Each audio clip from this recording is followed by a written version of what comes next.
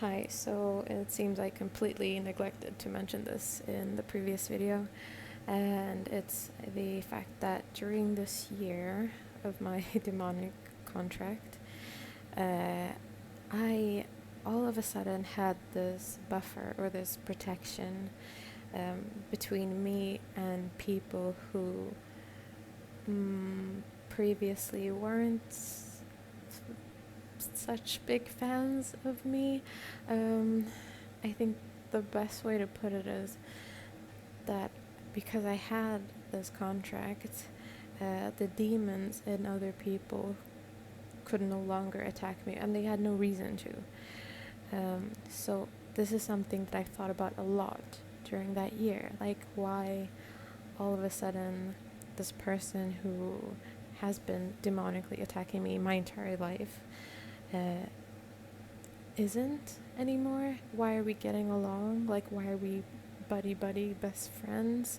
And it was several people, and it was so in my face and obvious, and that was yet another thing that led me to conclude that, well, this is obviously a positive thing in my life, and because it's made all my relationships so much better.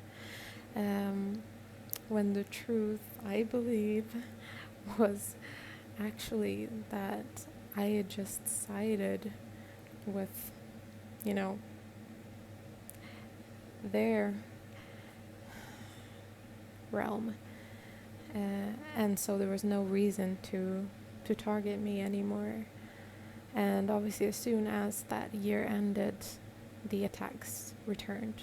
But it was seriously incredible how someone could turn on a complete dime overnight just because I made a wish and remained that way for an entire year. So yeah, I don't know how I forgot to mention this because it was huge and I thought about it pretty much every day whilst it was happening.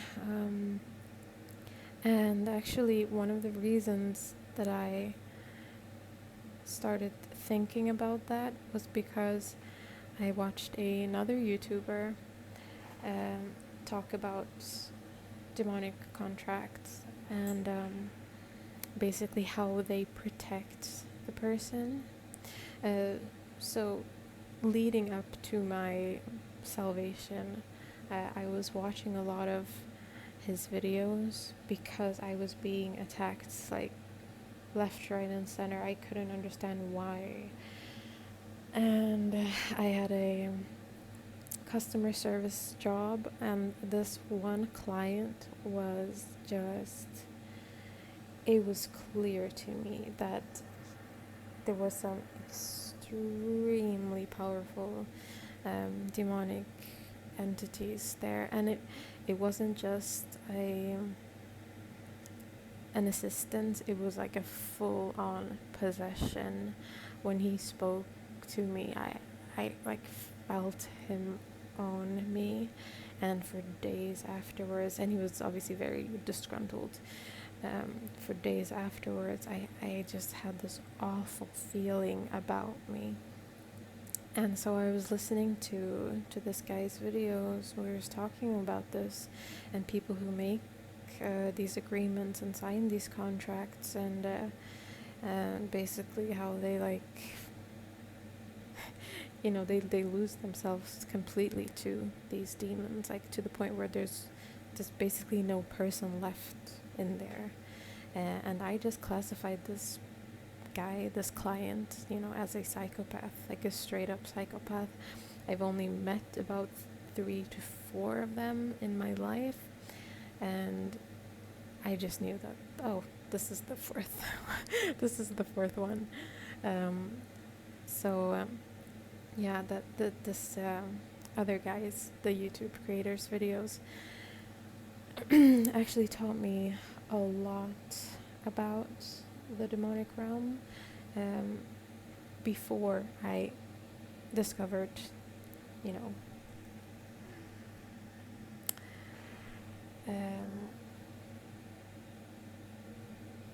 Jesus.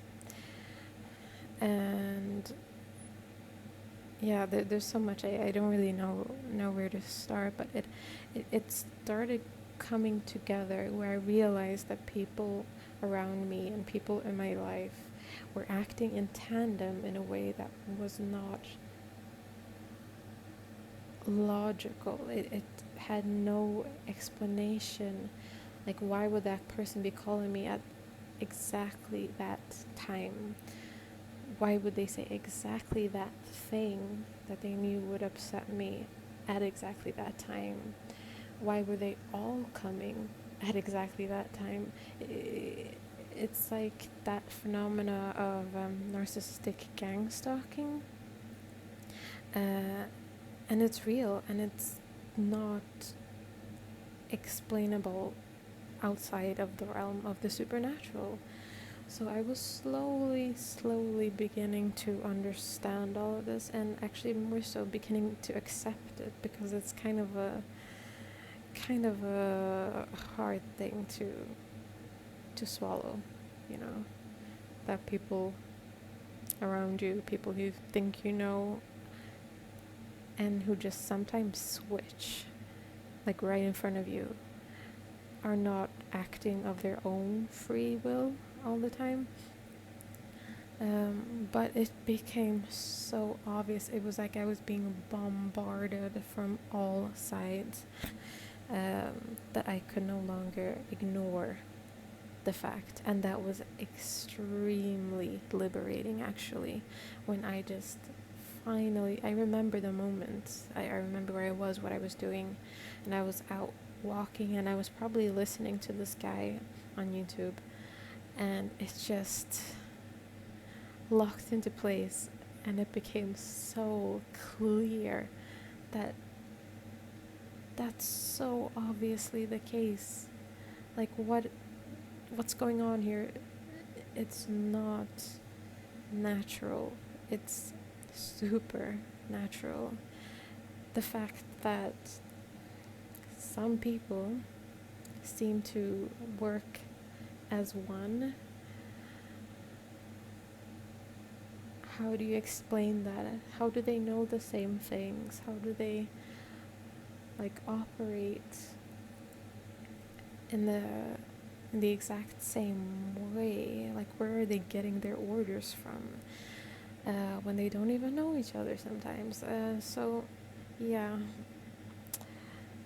that was probably one of the biggest discoveries of my life. And it also, it, in a way, it lets people off the hook, which is kind of what you need in order for you to reach a place of forgiveness, which is ultimately where you want to be. You don't want to be carrying this around. Actually, the resentment is a type of attachment, a type of demonic attachment. So you really don't want to be walking around blaming that person. I mean, it's been said again and again that we wrestle not with flesh and blood, but with principalities. And that became so true to me in that moment. And ever since, really, it's never let up. I've never been disproven. In fact, the opposite. As soon as I realized it in their stupidity, it became so much more obvious. The attacks became so much more frequent and synchronistic, So yeah, there's definitely another realm where things are actually taking place. This just seems to be the manifest realm. And the fact that, I am pretty sure that we knew this way back when, but the fact that it's been erased from our knowledge, our common knowledge at least, is, well,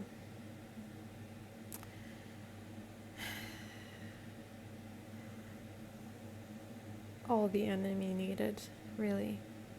That's all. The greatest trick he ever pulled off was making people believe that he doesn't exist.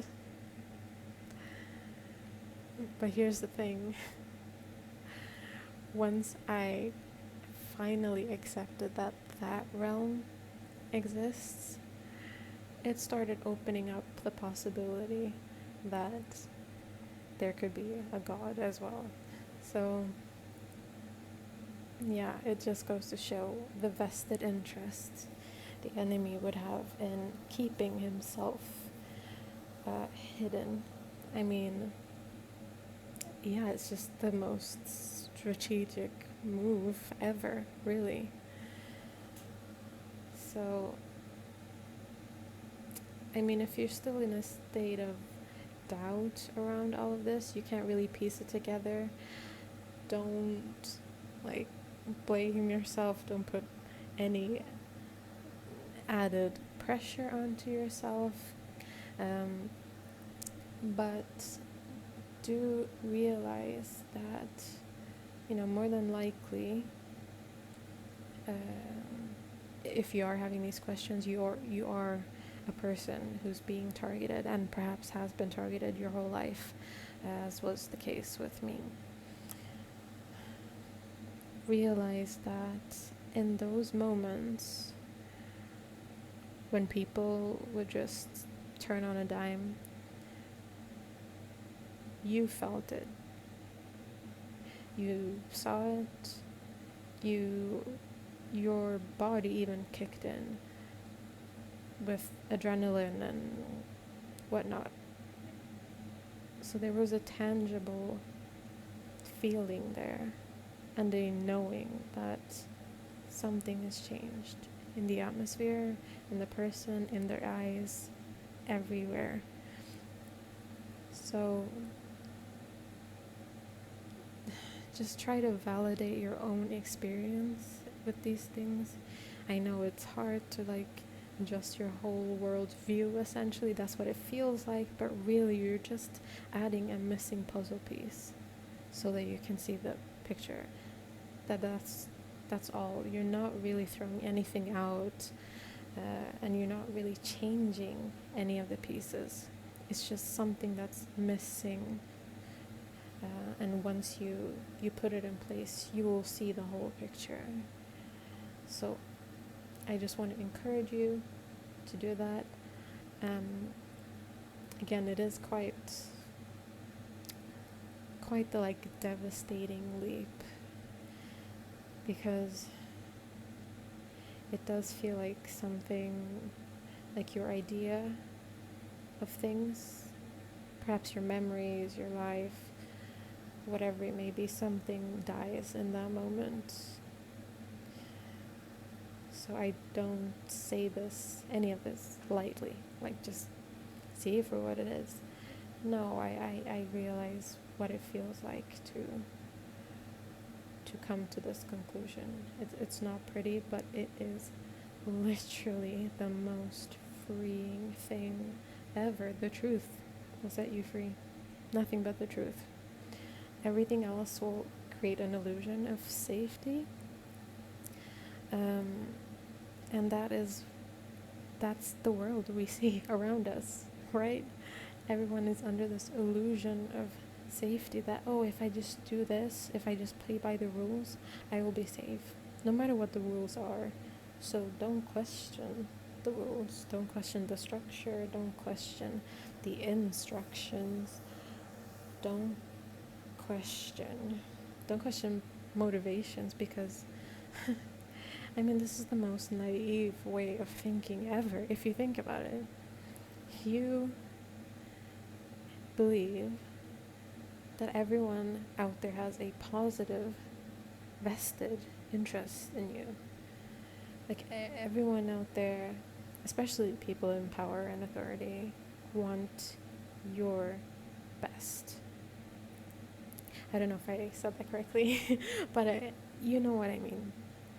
You're assuming this because to assume otherwise would be totally shattering your world view that you are safe. And that is so sad, because you are putting yourself in danger by doing that.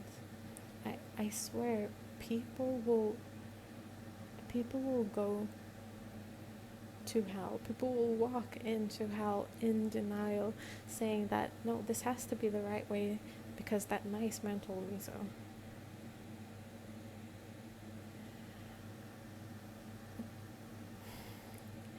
Right now, I don't think this message could be any more useful than right now.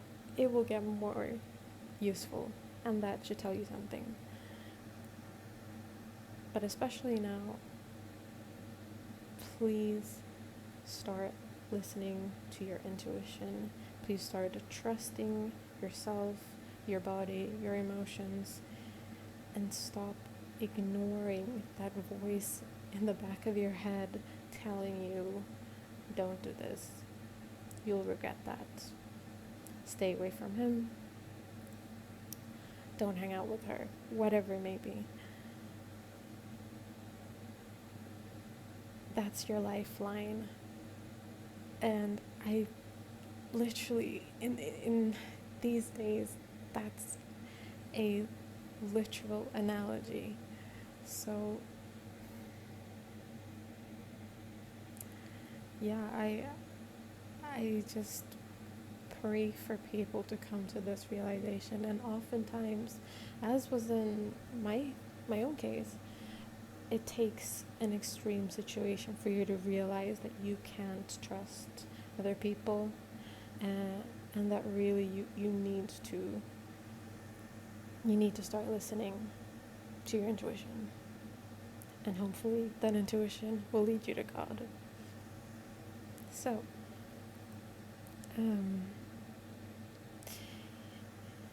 basically, to conclude this video, until that moment, you will always choose the false over the truth, because it goes along with the overall narrative that society's teaching you, telling you. So you have to come to that space of almost devastation, honestly, where you realize that, oh, this is all a scam, pretty much. Horrible realization, but an amazing one. You're a, hopefully fully matured, divinely created human being. You have that within you. You have the capacity for that. So I just want to encourage you to choose that.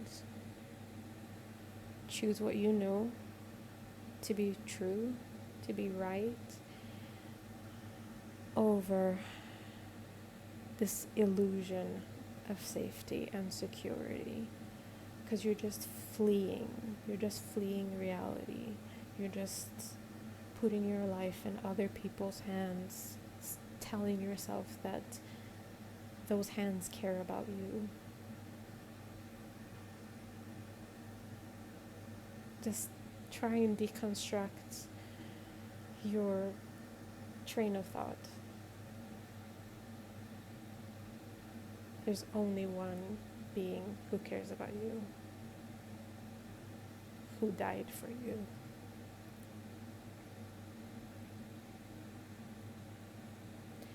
So please bear that in mind.